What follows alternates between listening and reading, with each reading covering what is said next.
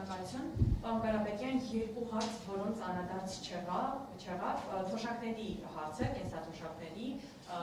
բարձրացրելու է թե ոչ, ինչպես եք պատկերացնում, երկրորդ տնտեսական հարցը դա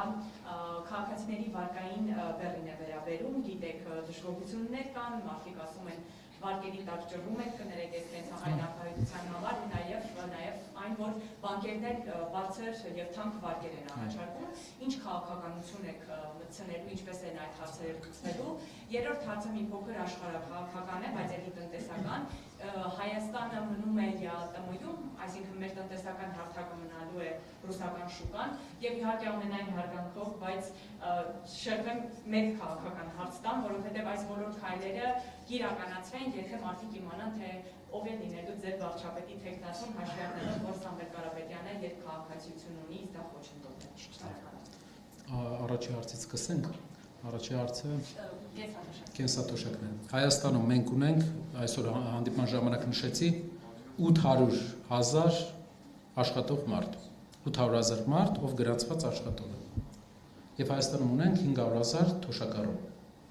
Մեր երկրի վարչապետը, գիտեք, ես հայտարարել եմ, որ մեր փոփոխության արդյունքում երկրի ղեկավարը պետք է չստանա ոչ աշխատավարձ, ստանա 1 դրամ աշխատավարձ եւ պարգևավճար։ Այդ նույն օրինակով արել է Ամերիկայի Միացյալ Նահանգների նախագահը, նա դրամադրել է այդ նույն օրինակով տարբեր ղեկավարներ։ Դա հարգանք է սեփական ժողովրդի նկատմամբ, քանի որ երկրում կա 20%-ից ավել աղքատություն։ Պարգևավճար ստանաս,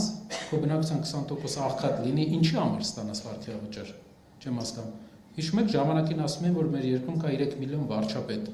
3 միլիոն վարչապետ ունենք, բայց ընդամենը մի վարչապետն է պարգևավճար ստանում։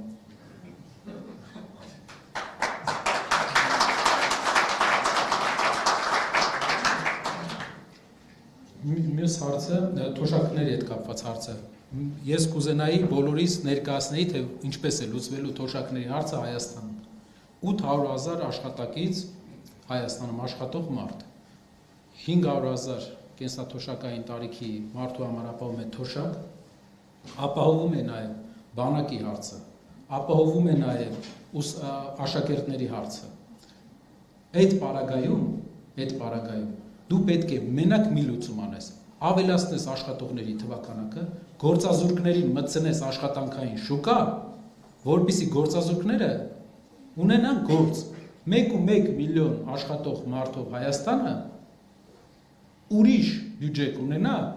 եւ իր թոշակառուներին ուրիշ ձև կկարողանա պահել։ Մեր թոշակների ավելացման միակ ճանապարհը առաջի կետն է, մեր առաջի քայլն է 300,000 նոր գործի տեղ, որ երիտասարդները աշխատեն, եկամտահարկը վճարեն եւ մենք հնարավորություն ունենանք մեր կենսաթոշակային տարիքի մարդկանց նորմալ կյանքով ապահովել։ 1.1 միլիոն աշխատակից ավելի աշխատող հայ ավելի լավ է պահելու 500,000 կենսաթոշակառուի, քան 800,000-ը։ Սա է փոփոխությունը որակական, ինչու ենք մենք սկսել աշխատատեղերից, որպեսզի կարողանանք ապահովել նորմալ սոցիալական վիճակ, եկամտահարկերի եւ այլ հարկերի հաշվին։ Մյուս հարցը վարկային բեռը։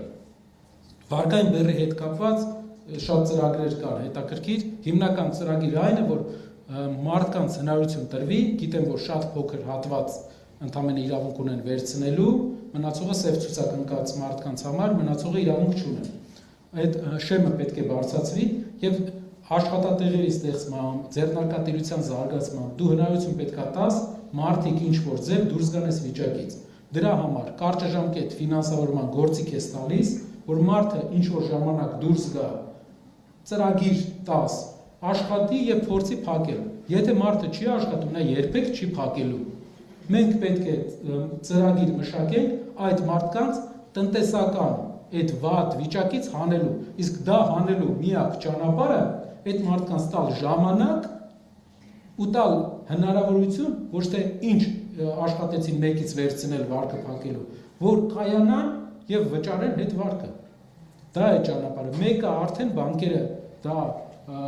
պաուստավորում են արել այդ միջոցները, բանկերի համար էլ, եթե բանկերը ժամանակ տրամադրեն, կենտրոնական բանկի ռեգուլյացիայի փոփոխության արդյունքում հնարավորություն կտրվի այդ մարդկանց միանգամից չէ, 1-2 տարի աշխատի, կայանա, նոր սկսի ինչ որ ձև վարկերի ուղղությամբ աշխատել։ Ու այնտեղ էլ կա նաև նյուանսներ, փոփոխություններ, որ տեղեր կա, որ տոկոսները ավելի շատ են, քան մայր գումարը,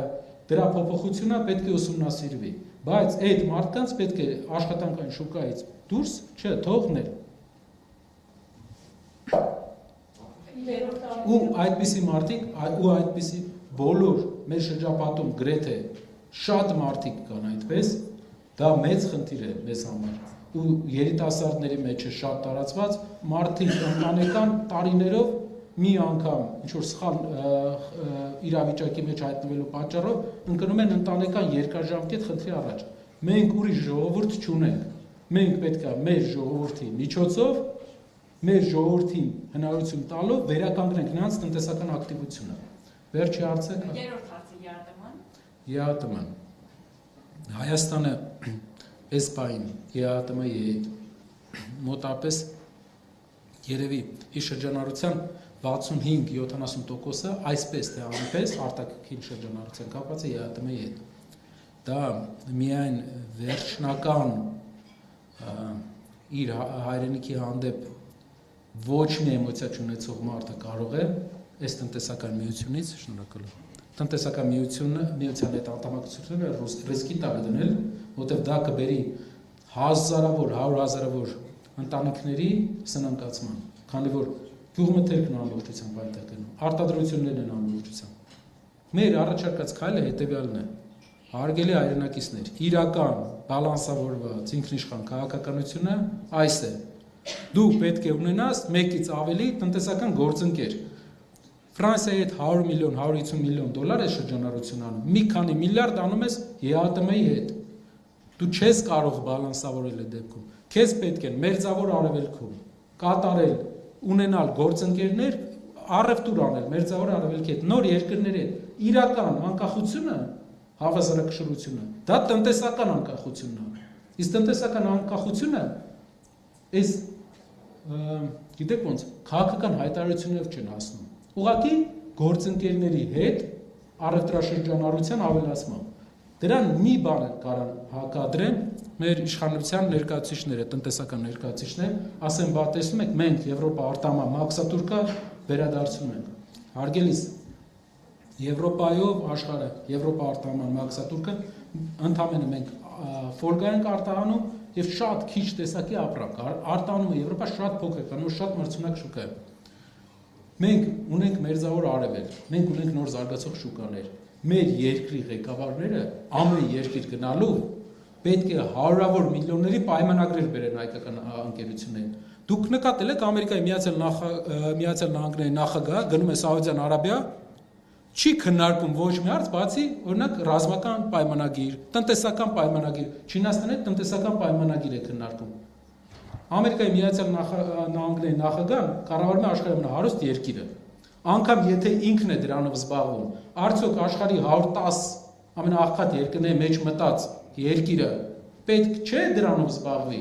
Երկրի ղեկավարը մեր այսքան ժամանակ որտեղ որ այցելել է,